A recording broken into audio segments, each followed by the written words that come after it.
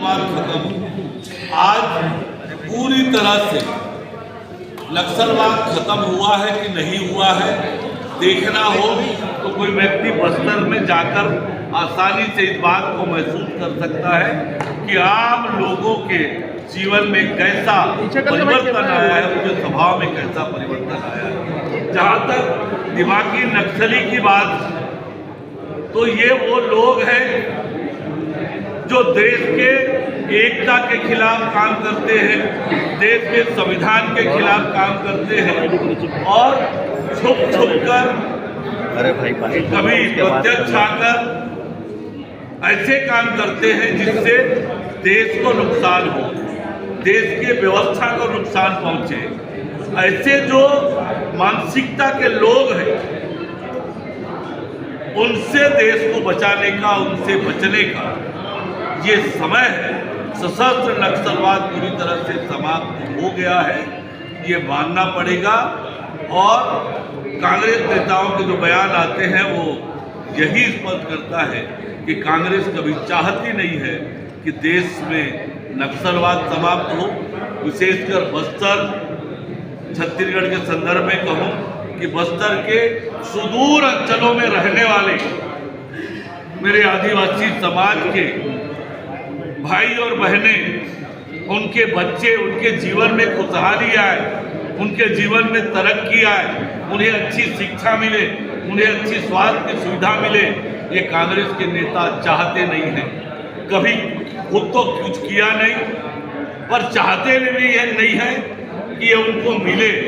इसलिए हमेशा नक्सलवाद के समर्थन में बयान देते फिरते हैं, अलग अलग तरीके से, अलग अलग मंचों में।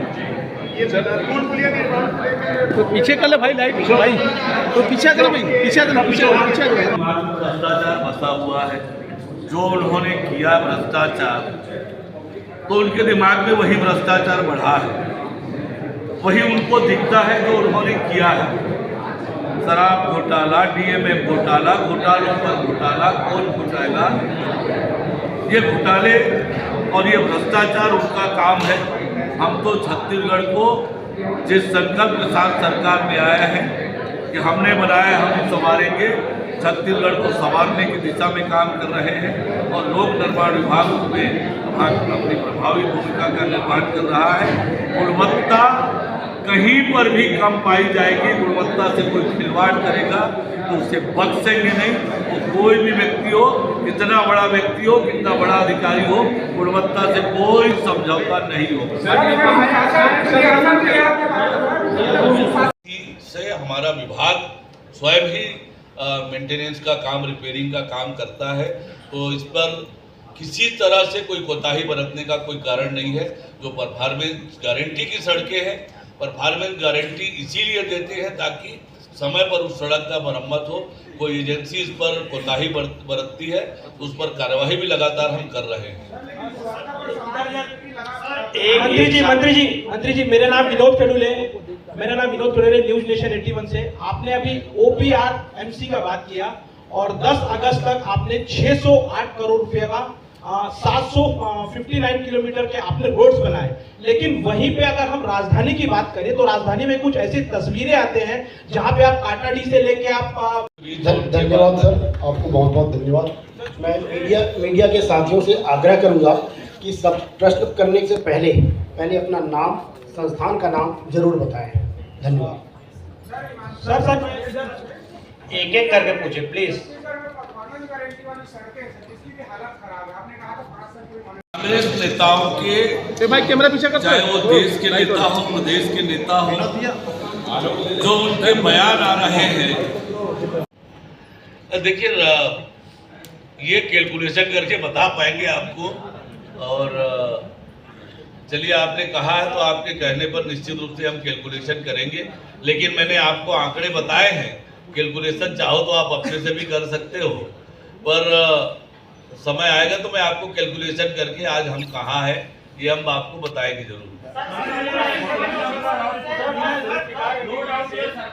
मेरा सवाल ये है कि आपको बता रहा हूँ, जैसे स्काई वॉक खुले बारिश में पड़ा है, 1.5-2 करोड़ रुपए का सामान उसका कम से कम खराब हो चुका है, उसका फिर से नया टेंडर होता है।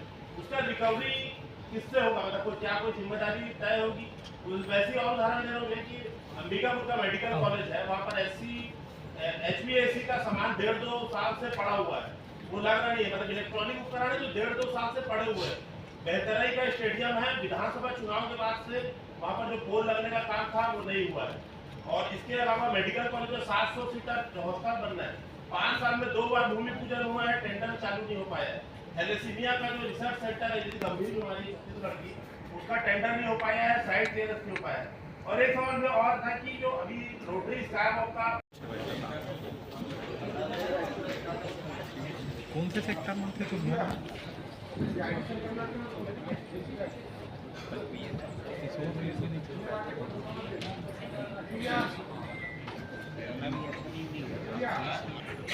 आज के इस प्रेस कॉन्फ्रेंस में पोर्टल से पधारे हुए सम्मानित पत्रकारों का स्वागत है। आज पीडब्ल्यूडी का प्रेस कॉन्फ्रेंस है।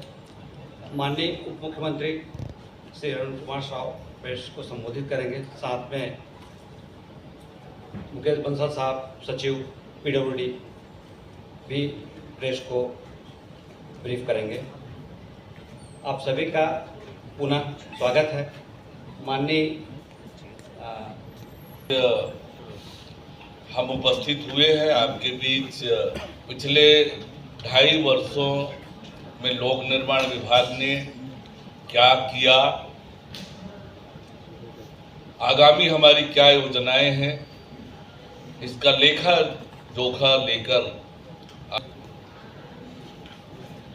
साथियों, लोक निर्माण विभाग